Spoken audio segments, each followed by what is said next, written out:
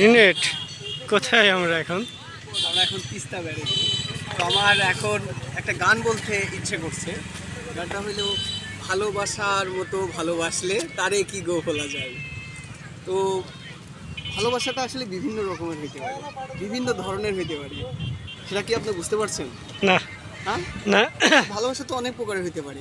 চড় মেরে ভালোবাসা হয়, হ্যাঁ, তারপরে কাউকে কিছু দিয়ে ভালোবাসা হয়, স্নেহ, উপদেশ, আদেশ সবকিছু কিন্তু ভালোবাসারই অংশ। গরু মেরে জুতা দানো হয়। না না, সেটা তো আছেই।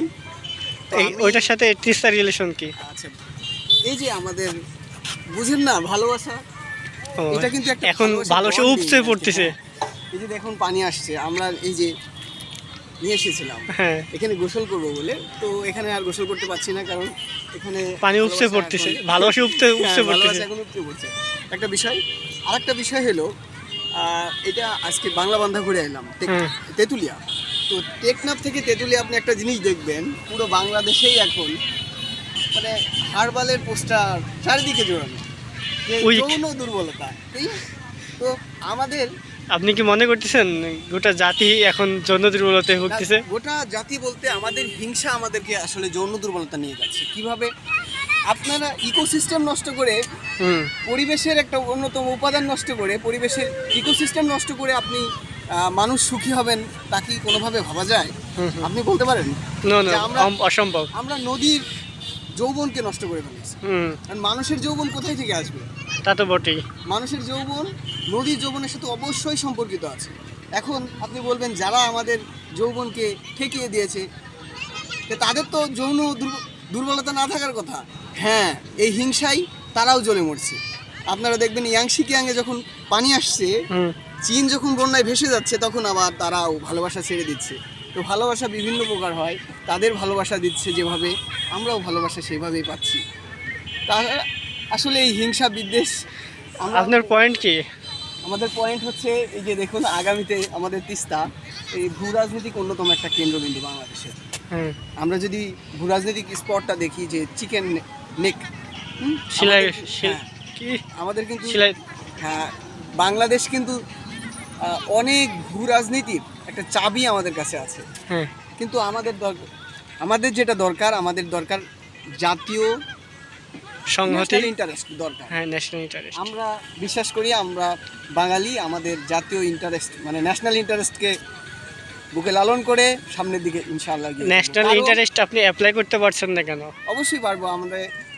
আমরা দীর্ঘ এই যে এটা দেখছেন, এটা হচ্ছে 1985 সাল সম্ভবত, হ্যাঁ। 1985 সালে এই উত্তরবঙ্গেরই নেতা হুসাইন মোহাম্মদ এরশাদ, উনি একটা ব্যবস্থা করে গেছেন।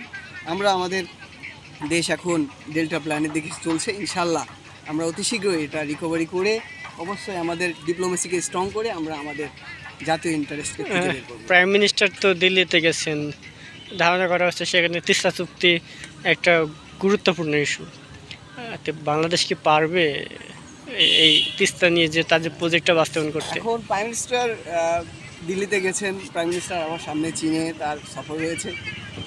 আমি তো বললাম যে ইনশাআল্লাহ আমরা আমাদের জাতীয় স্বার্থকে সামনে অবশ্যই বাঙালি আমাদের যে অফিসার আছে, আমাদের দেশের নেতৃত্বে যারা আছেন, তারা তাদের সব মানে দক্ষতার পরিচয় দিয়ে ইনশাআল্লাহ একদিন আমরা আমাদের নদীর যৌবন ফিরে আনবো।